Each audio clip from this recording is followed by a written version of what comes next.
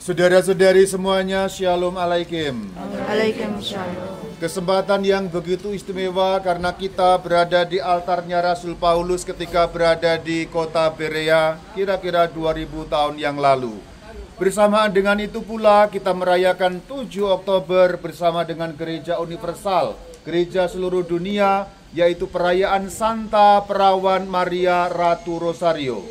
Karena tanggal inilah kemudian seluruh bulan Oktober diangkat di dalam kebiasaan gereja Katolik sebagai bulan Rosario. Pada mulanya hanya ada hari Rosario, yaitu 7 Oktober. Tapi karena merasa kurang, karena umat senang, karena devosi yang dicintai, karena devosi yang diminati, tidak cukup 1 bulan, tidak cukup 1 hari, maka diperluas menjadi 1 bulan Rosario. Bagaimana cerita singkatnya mengenai sejarah bulan Rosario karena 1 hari ini? Lalu bagaimana cerita singkatnya 1 hari ini menjadi hari Rosario 7 Oktober? Demikian cerita singkatnya. Sangat beruntung bahwa kita berada di tanah Yunani karena peristiwa itu terjadi juga di tanah Yunani, yaitu di sebuah kota yang bernama Lepanto. Di manakah kota Lepanto? Kalau kemarin kamu masih ingat ada Korintus sebelah sananya ada pelabuhan, sekitar itu agak ke sana ada kota namanya Patras. Di seberang kota Patras, pokoknya gampangnya masih seputarnya Korintus itu, pada saat kita ke sana ada laut, sekitar laut-laut daerah situ ada sebuah kota yang bernama Lepanto, dan di laut, di seputar laut Lepanto itu terjadi pertempuran hebat. Pertempuran hebat itu antara pasukan Islam dan pasukan Kristen. Tentu kalau kita ngomong tentang pasukan Islam dan pasukan Kristen, nggak boleh kita tarik pada zaman sekarang. Loh, berarti Islam dan Kristen ribut? Nggak begitu. Ini ratusan tahun yang telah berlalu, ketika dunia masih sangat banyak dengan pertempuran. Tahun 1571, tahun 1500-an, ada sebuah kekuatan hebat di wilayah timur, pasukan Islam bernama Utsmaniyah. Mereka mendirikan kekaisaran atau kerajaan besar Utsmaniyah. Utsmaniyah karena orang barat susah ngomong Utsmaniyah, orang barat ngomongnya Ottoman. Jadi Ottoman atau Utsmaniyah itu hal yang sama. Kalau orang timur ngomongnya Utsmaniyah.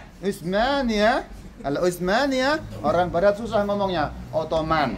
Ottoman, Utsmaniyah hal yang sama. Kekuasaannya ada di kota Konstantinopel, diubah menjadi Istanbul. Nah, karena Utsmaniyah itulah kota yang bernama tadinya Konstantinopolis diubah menjadi nama Istanbul. Masih ada sampai sekarang sebuah kota di Turki. Kita tahu pada waktu pasukan Islam pada waktu itu yang menjadi tokoh utamanya adalah Ottoman, itu sudah mengepung Eropa dari segala arah. Seluruh laut Mediterania dikuasai. Kita juga harus ingat bahwa pasukan Islam juga sudah menguasai seluruh dataran Afrika bagian utara.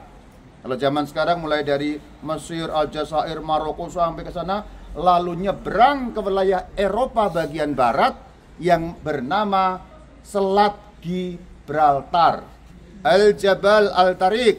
Nah, karena orang sana ngomongnya susah, Jabal Al-Tariq, Gibraltar. Nah gitu, lidahnya beda ya. Sebenarnya itu nama Arab, Jabal Al-Tariq, Gibraltar, karena lidahnya berbeda. Kita tahu bahwa di pasukan Islam di barat sudah menguasai. Maka kalau kamu pernah pergi ke Spanyol, ada yang pernah pergi ke Spanyol? Ada. Spanyol itu juga ada peninggalan-peninggalan Islam begitu kuat. Jadi artinya apa? Kalau kamu bayangkan kota Roma itu tinggal menghitung hari bersama Krisdayanti. Menghitung hari, gitu kan. Karena dari barat dikepung, saudara, dari timur pasukan Islam mulai mengepung ini kayak capit, kepiting. Kota Roma di tengah-tengah, tinggal menunggu waktu kehancurannya saja. Maka pertempuran terjadi di kota Lepanto, pertempuran hebat supaya kalau arah barat sudah nggak bisa terbendung nih, sudah sampai Spanyol, dikit lagi masuk kota Roma, gampangnya begitu. Dari timur masih ada harapan untuk terbendung. Terjadi pertempuran laut di kota Lepanto. Pertempuran hebat, pertempuran luar biasa. Nggak ada yang kelihatan mau menang, tapi tampaknya Ottoman mau menang. Lalu waktu itu Paus menyuruh supaya pasukan berdoa rosario. Kejadiannya 7 Oktober 1571. Semua pasukan berdoa rosario. Karena rosario senjata melawan kuasa jahat, rosario senjata melawan kuasa setan. Semoga dengan pertolongan bantuan Bunda Maria dimenangkan. Bukan untuk menang-menangan duniawi, tapi janji Yesus supaya terpenuhi, alam maut tidak akan menguasainya. Jadi persoalannya bukan lagi rebutan wilayah pada saat itu. Persoalannya bukan politik belaka, bukan rebut-rebutan jajahan dan seterusnya, tapi persoalan janji Yesus. Engkau adalah Petrus, di atas batu karang ini aku mendirikan gerejaku, dan alam maut tidak akan menguasainya. Kalau Lepanto jatuh, pasukan Kristen kalah, janji Yesus tak pernah terpenuhi. Tuhan bohong dong. Maka di situ akhirnya karena doa rosario yang kuat itu, 7 Oktober 1571, pertempuran di Lepanto dimenangkan oleh pasukan Kristen. Usmaniyah mundur teratur, pulang ke wilayahnya, dan tidak jadi mencaplok wilayah barat Eropa, apalagi sampai menginjakkan kaki di kota suci, kota Roma, kota abadi. Maka peristiwa Lepanto 7 Oktober 1571 dikenang sebagai hari pertolongan Bunda Maria sampai hari ini. Pertolongan Bunda Maria bukan soal peperangannya, sekali lagi saya katakan. Bukan soal rebutan wilayah, bukan menang-menangan perangnya, bukan itu. Tapi ini persoalannya janji Yesus. Aku mendirikan gerejaku dan alam maut tidak akan menguasainya. Kalau hanya soal wilayah, apa pentingnya? Tapi persoalan gereja Tuhan yang didirikan di atas dasar para rasul terancam hancur, terancam hilang dari muka bumi. Bunda Maria menolong gereja tetap berdiri sampai hari ini. Sebab apa? Kalau kamu tahu, 1541 Konstantinopel jatuh. Itu kota kedua setelah Roma. Kota pertama Roma, kota kedua Konstantinopel, kota ketiga Yerusalem. Yerusalem jatuh, Konstantinopel jatuh, tinggal satu-satunya kota Roma yang belum jatuh ke dalam kepungan dan ringkusan dari musuh-musuh jahat. Kalau Roma ditaklukkan dan Roma hancur, selesai. Yerusalem direbut. Konstantinopel pada masanya yang dikenal sebagai tembok paling kuat seluruh dunia.